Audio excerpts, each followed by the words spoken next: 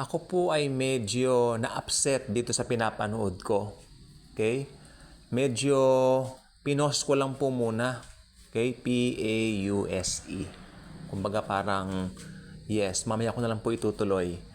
Ito po ay isang palabas na a-hunting kung tawagin, no? May mga episodes. Pero sabi ko, ito ay isang magandang opportunity to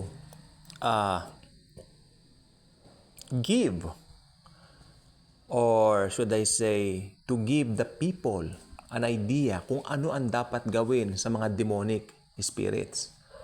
Okay. Kasi ganito po ang nangyari. Meron pong isang lalaki dito na ini-interview. Siya po ang bida. Actually, hindi ko po alam ang pangalan, no? Siya po ang bida dito. Kanya pong dinidetalye yung kanyang pinagdaanan noong 1974, which was how many years ago? Almost 50 years ago, ano po, no? At nun daw, siyempre, dala ng kabataan po niya, siya po ay na-involve sa occult. Tumawag siya ng mga spirits and all that. Meron siyang librong binili, pinurchase niya itong librong ito. Mula doon, siya po ay sinundan po niya yung mga instructions kung paano po tumawag ng mga spirits. Pero sa kasamaang palad, masamang espiritu yung natawag niya. Actually, lahat po naman ng matatawag doon, mga demonyo, mga diablo.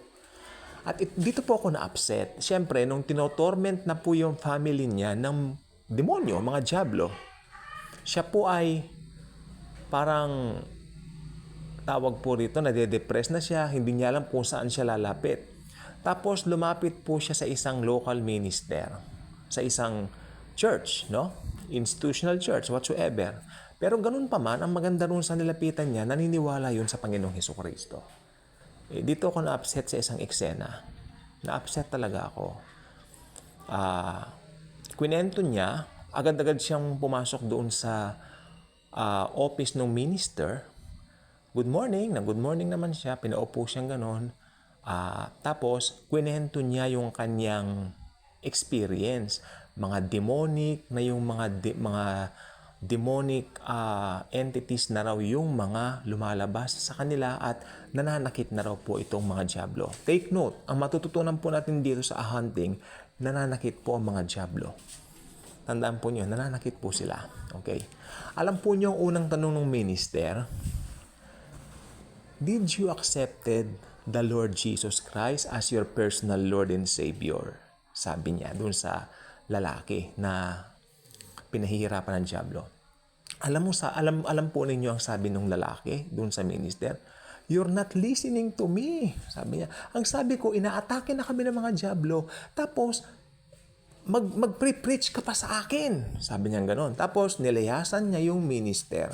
Alam mo sabi ng minister sa lalaki, I will pray for you. Tapos ang ginawa nitong tinotorment ng diablo, pumunta siya sa iba't ibang mga churches, mga ministers, at pare-pareho ang sinasabi sa kanya. At ang sabi niya sa interview, lahat sila pare-pareho ang sinasabi, did you accept Jesus Christ as your Lord and Savior?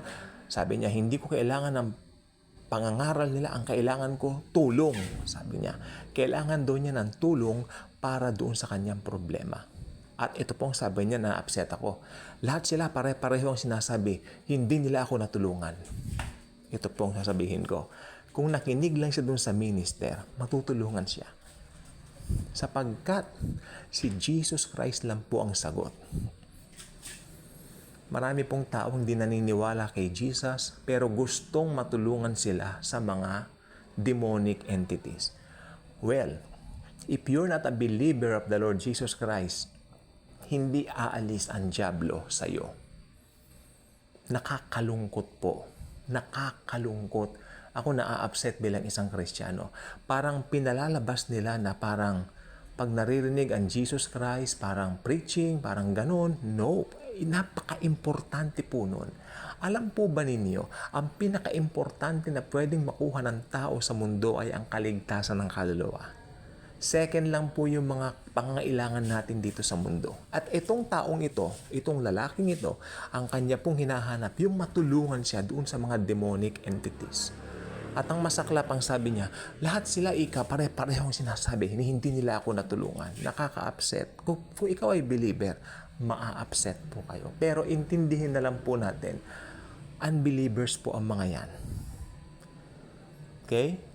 Tapos kung sila po ay nagsasagawa na po ng mga ritual para matanggal daw yung mga entities, ang tinatawag nila Saint Michael, kung ano-ano mga, no. Only the name of Jesus has the power to remove or to abolish evil entities and the devils in your house or in your lives. Diyan po tayo ngayon tututok. Si Jesus po ang kailangan ng lahat ng tao. Nakakatawa na nakakalungkot na gustong-gusto nila na matulungan sila. Pero yung tanging makakatulong sa kanila, tinatanggihan nila. Sino yun? Si Jesus Christ. Parang allergic sila doon sa salitang, tinanggap mo na ba ang Panginoong Jesus? Did you already receive Jesus as your personal Lord and Savior? Alam po ba ninyo, pag yan, ay sasabihin mo sa mga taong hindi mananampalataya, para silang nangangati, para silang may alerhiya, para silang may allergy. Allergic sila dyan. Alam niyo po ba ang tangi makakatulong dito sa taong ito na pinapanood ko po ngayon sa ahanting ay ang Panginoong Hesukristo lang. Masyado akong na-upset nung sabihin niya, lahat sila pare-parehong sinasabi, did you accept Jesus Christ? And then, ganun-ganun, blah, blah, blah. Hindi ko kailangan ang kanilang preachings. I just want them to help me. Paano nila siya tutulungan? Ayaw naman yan tumanggap sa Panginoong Jesus. Hindi aalis yung mga dyablo kung hindi tinatanggap nung mismong humihingi ng tulong ang Panginoong Hesukristo. Nakakatawa pero nakakalungkot, nakaka-upset.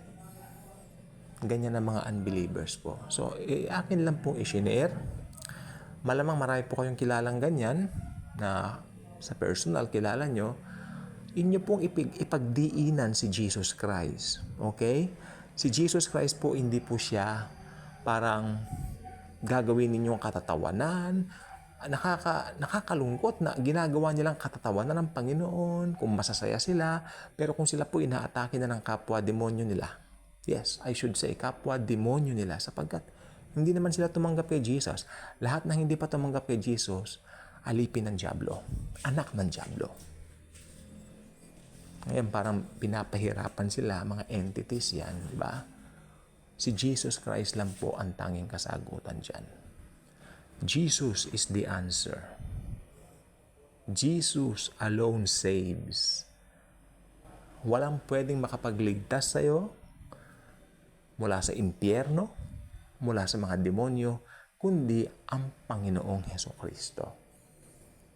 Kaya kung kayo ay allergic doon sa katotohanan ng mga tanong na, did you already receive the Lord Jesus as your personal Lord and Savior?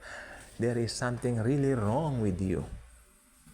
Well, kung ano man yung hinihiling mo na pwedeng itulong nito mga ministers na ito without accepting the Lord, I mean the Lord Jesus Christ, there will be no help that will come your way.